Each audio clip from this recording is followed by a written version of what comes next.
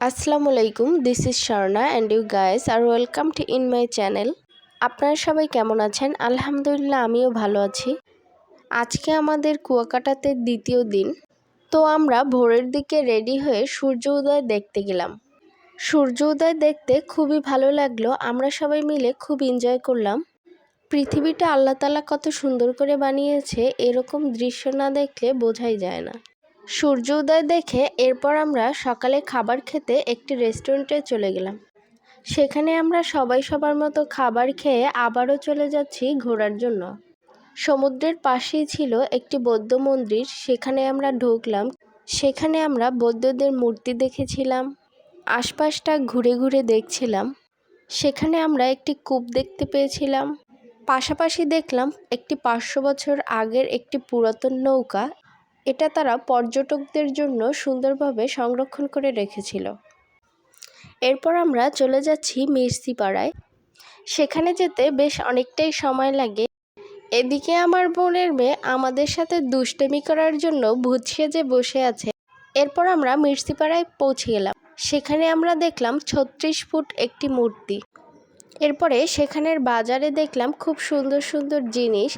কাঠ দিয়ে তারা মাছ বানিয়েছে, কাঠ দিয়ে তারা আরও সুন্দর সুন্দর জিনিস বানিয়েছে। আমরা ঘুরে ঘুরে সবাই দেখছিলাম আর খুব ভালো লাগছিল।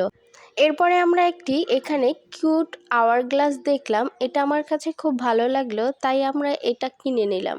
এরপর সেখানের মার্কেটগুলো ঘুরে ঘুরে দেখছিলাম। মার্কেটের জিনিসপত্রগুলো খুব সুন্দর ছিল, খুব ভালো ছিল। এরপর আমরা শামুকের কিছু জিনিসপত্র দেখছিলাম।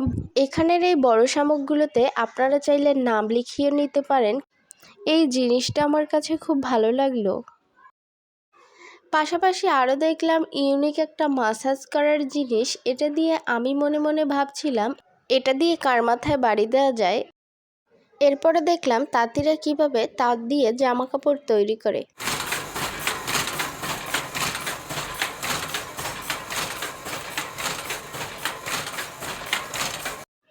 এরপরে অনেক সুন্দর সুন্দর কিউট কিউট বক্স দেখলাম। সব বক্সগুলোই ভালো লাগলো। এরপর পাশাপাশি একটি ইউনিক খেলনা দেখলাম। এই খেলনাটা আমি আমার বোনের মেয়ের জন্য নিলাম। এরপরে এই গাড়িটা দেখে আমি আমার বোনের মেয়ে ভাবলাম এটাই করেই আমরা বাসায় চলে যাব। এই পাখাটা নিয়ে একটু রানীদের মতো ভাব নিলাম, যদিও আমি রানী না। এই ডুগডুগিটা আমার কাছে তো খুবই ভালো লাগলো। এরপর আমার বোনের মেয়ের জন্য হেড কিনলাম, কিছু কিউট কিউট শামুক কিনলাম। এখানে শামুকের কিছু ব্রেসলেট ছিল, সেইগুলো কিনছিলাম। এই বাড়িটার মতো একটি বাড়ি বানানোর ইচ্ছা আছে। এরপর আমরা বিচে ব্যাক করলাম।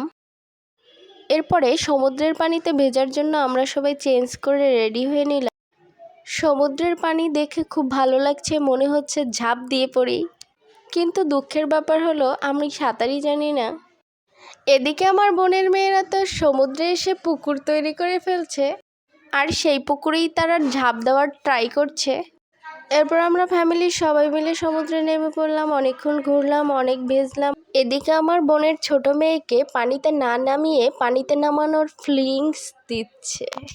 পানি দেখে নিজেকে আর ধরে রাখতে পারলাম না, তাই সামনের দিকে এগিয়ে যাচ্ছিলাম। পিছন থেকে আমার বোনের মেয়ে বলছে, ওখানে যেও না, ওখানে হাঁপ আছে।